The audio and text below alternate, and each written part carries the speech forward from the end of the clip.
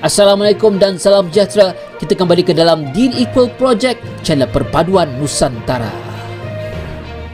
Hai guys, Assalamualaikum, salam sejahtera, salam perpaduan, salam Nusantara, salam bergabung. Kita kembali ke dalam channel saya, yaitu channel Dean Equal. Apa kabar anda yang berada di Malaysia, Indonesia, Filipina, Brunei, Thailand, dan seluruh Nusantara? Saya doakan anda sehat-sehat, sejahtera, dan dimurahkan rezeki. Hari ini guys, kita akan react beberapa video tentang kemenangan Indonesia menentang Myanmar malam tadi guys. Tanpa basa-basi, ayo kita tonton video yang menarik ini.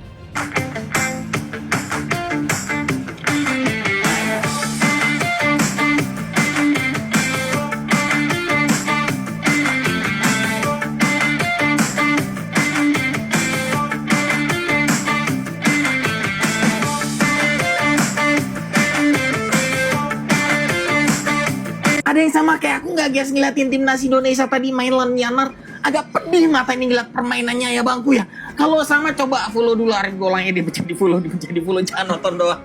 Mungkin karena aku terbiasa ngeliatin timnas isinya tuh pemain diaspora semua. Jadi begitu ngeliat timnas pemainnya pemain lokal semua, aduh jomplang kali kualitasnya bangku. Ya walaupun di sini Indonesia menang ya, dan menangnya cuma menang tipis 1-0, dan aku cuma nonton setengah bawah doang di babak pertama. Itu aku ngeliatnya ya Allah pak, ngebosenin pak, ngantuk. Padahal tuh jam setengah 8 mainnya bang. Di babak pertama itu aku ngeliat ya elah pak, tengahnya tuh kopong kosong. Terus skill individu pemain Indonesia ya elah pak, itu kontrol bola, begitu bola dikontrol pakai kaki itu mantulnya jauh kali bolanya, jadi gampang direbut. Begitupun juga waktu pas sprint, itu ketika sprint bawa bola itu bolanya mantulnya jauh-jauh, jadi gampang kerebut juga. Kalau misal tadi itu yang turun adalah pemain diaspora kita ya, macam kayak Martin Pas, J.I.J, Tom Hai, orang mau habis 7-0 mungkin bisa kali ya teman-teman ya. Ya untung aja ini tuh Piala AFF, bukan kualifikasi Piala Dunia. Jadi kita mah santai aja, level kita tuh Piala Dunia bangku, bukan Piala AFF lagi. Di ajang ini tujuannya cuma untuk melihat talenta-talenta muda kita mana yang cocok masuk ke timnas senior yang asli gitu. Nah menurut teman-teman dari pertandingan Indonesia lawan Myanmar tadi, kira-kira mana ke pemain Indonesia yang cocok bergabung sama timnas diaspora kita abangku? Coba tulis di kolom komentar ya. Segitu dari daerahnya seperti biasa. Yang masih ada gambar plus di sini dihilangin, jadi follow. Jangan nonton dong. Salam olahraga, Forza Timnas Indonesia. Itu dia dari channel Arif Golang tentang bagaimana dia mengatakan bahwa permainan malam tadi agak bosan ya guys sepanjang permainan itu. Tetapi kita jangan samakan permainan malam tadi dengan pemain-pemain timnas yang berada di kualifikasi Piala Dunia 2026 ya guys. Nah, karena apa? Karena kita sudah tahu di ajang AFF ini adalah satu tempat di mana Shin Tae-yong menurunkan talenta-talenta yang muda-muda yang di bawah umur lingkungan 20-an untuk membuktikan dan juga menjadi pelapis kepada timnas senior guys. Nah, sebanyak kelemahan, banyak sudut-sudut yang perlu diperbaiki, tetapi alhamdulillah bisa juga akhirnya membawa 3 mata berharga guys. 3 mata berharga guys, itu baru permainan pertama. Ini laga pertama menentang Myanmar guys. Bayangkan betapa cerdasnya, betapa cerdiknya Shin Tae-yong itu memilih pemain-pemain ini agar diturunkan, memberikan peluang dan ruang kepada mereka untuk beraksi, memperlihatkan bakat-bakat mereka guys. Ternyata sentiasa fokus Shin Tae-yong ini sentiasa melihat siapa yang mempunyai bakat-bakat itu diturunkan guys. Ayo kita simak video-video yang lain.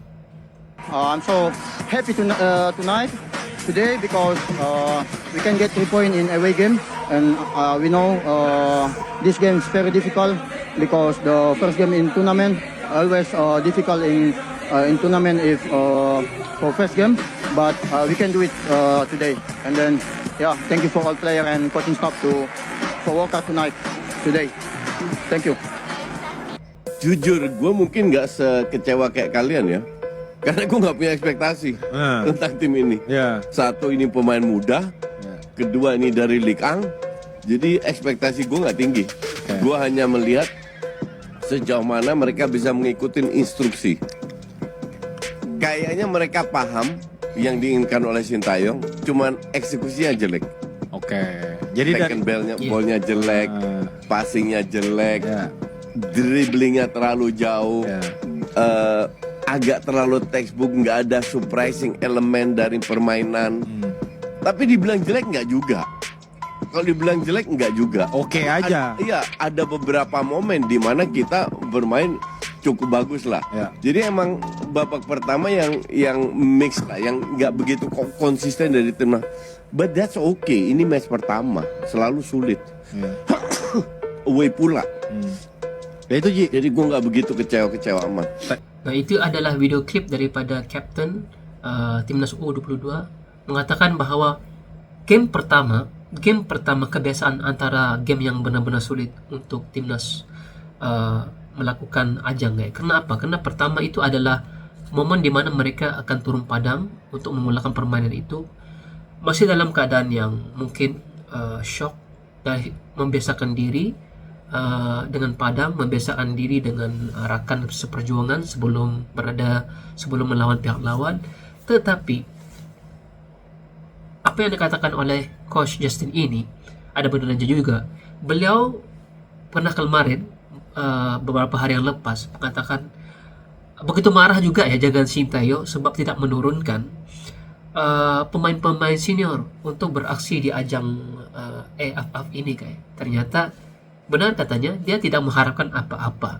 Tetapi dalam tidak mengharapkan apa-apa itu, anak-anak buah Sintayong ini yang berada yang di dalam kategori U22 ini dapat perform untuk sekurang-kurangnya melepasi objektif ataupun visi Sintayong ini, yaitu membawa 3 mata berharga, guys. Nah, pastilah ada kelemahan di sini dan di situ. Coach Justin juga setuju bahwa Sintayong mempunyai visi dan juga penglihatan yang benar-benar tajam dengan apa juga kebolehan-kebolehan anak-anak buahnya, guys. Ini adalah baru laga pertama. Kita sudah mendapat gambaran bagaimanakah sebenarnya taktikal yang digunakan oleh Sintayong ini memperbaiki sedikit demi sedikit kelemahan anak-anak buah U22 untuk mempersiapkan mereka ke tim senior, guys. Kan gue udah bilang, ini tuh adalah turnamen Mortal Kombat se-Asia Tenggara. Full time Timnas Indonesia yang didominasi oleh pemain U22 menang melawan Myanmar di pertandingan yang ya gitulah. Kita bahas satu-satu, boy. Di starting line up ada beberapa hal yang gue notice. Yang pertama adalah debut seorang Eloyo Lakaka duet bersama Hoki Caraka di babak pertama. 3 bek sejajar, Ferrari, Kadek Arel, dan juga Donitri tampil cukup solid sebagai pemain-pemain usia 22. Gue ulang lagi ya, usia 22. Gol tunggal Timnas Indonesia itu dicetak oleh El Panah, El Permisi dengan selebrasi yang sangat keren sekali. El Archer, Astawi Mangkualam Bahar. Sebenarnya gue di sini cuma mau ngingetin kalian aja. Oke lah, kalau emang secara game plan mungkin gue yakin dari kalian tuh nggak ada yang puas. Gameplaynya bener-bener nggak bisa dibandingin sama timnas senior kita. Arkan Fikri main keren. Dia berusaha memainkan perannya Tom Haye di timnas senior. Tapi ya itu Arkan Fikri, bukan Tom Haye, boy. Yang lu lihat itu Arkan Fikri. Arkan kakak nih Eloyo mainin perannya Ragnar, tapi itu Arkan kakak bukan Ragnar. Jadi menurut gua bukan kita kalau dengan full pemain liga lokal ini itu levelnya ASEAN, nggak juga. Ini pemain U22, ekspektasi kita dijaga.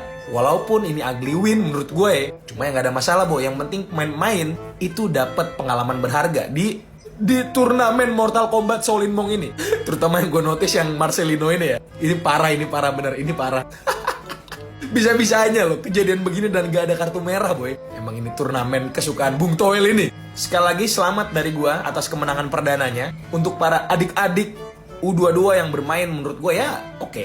Karena lawannya senior, boy. Kecuali lawannya sama-sama U22 tapi mainnya kayak gitu, kita berhak marah-marah. Tapi karena lawannya senior, ya udah. Semoga bisa dipetik apa yang baik dan buruk di pertandingan kali ini, boy. Terima kasih, jangan lupa di follow untuk update Timnas selanjutnya. Bye. Itu dia, guys, hasil daripada perlawanan antara Myanmar dan Indonesia, meletakkan Indonesia berada di tangga yang kedua dengan 3 mata berharga. Nah, guys, ini adalah satu permulaan yang baik. Kita doakan agar anak buah Sintayong ini akan terus melaju hingga lolos ke final.